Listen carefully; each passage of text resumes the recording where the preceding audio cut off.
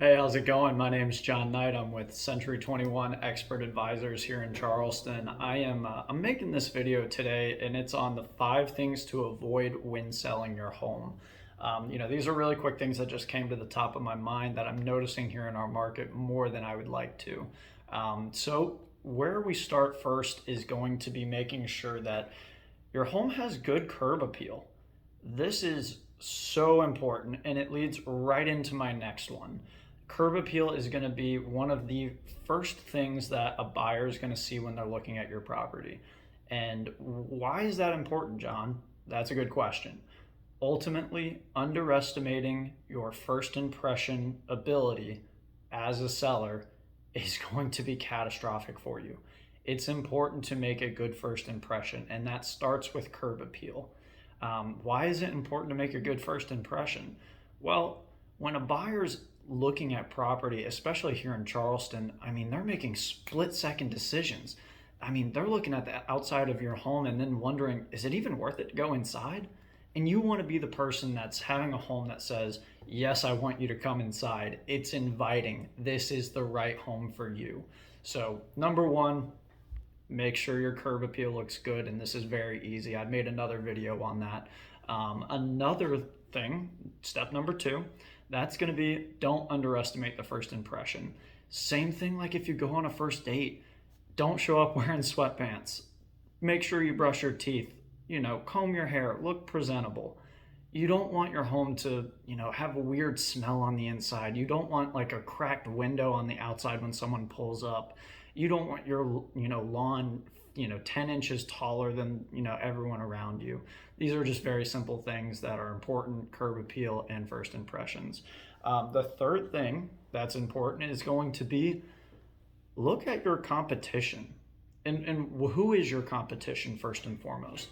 If you're selling your home, odds are there's going to be another home in your neighborhood that also has a sign up in it saying it's for sale. That's going to be your competition.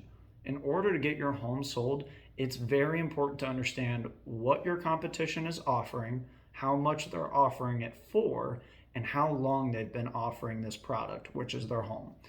So it's very important to make sure you speak with your agent or myself to kind of talk through that and make sure you understand where your home is placed in respect to the competition here in the market. The number 4 thing that I always like to make sure is important is don't overprice your home. I could make 10 videos on this. It's important for so many different reasons. One, you're selling your home with the intention of getting it sold. So if you're going to price it out of, any reasonable comp or just, common sense, people are going to just not even waste their time. And you can't afford that. So ultimately make sure that your home is priced accordingly. Make sure it's priced to actually sell and attract enough people to come in and actually want to take a look at your home compared to your competition. And the last thing that's important, and a very key mistake that I've been seeing lately, is it's making sure that you hire the right agent. A lot of times people will hire their friends or their family members, cousins, whoever. And in theory, that all sounds great, but unfortunately, if they don't end up cutting it, that can ruin your relationship with that person and ultimately not get your home sold, which was the goal in the first place. So really try to avoid that and make sure that you're hiring the right agent. Make sure they have the experience needed, the communication skills, and the right type of marketing plan to make sure that your home not only sells, but that it sells in the time frame you want it, and make sure that you're actually getting your equity out of it and hopefully a little bit more. Those are 5 things that I've been noticing, and I hope these things help you guys and making sure that you don't make the same mistakes with some of your neighbors.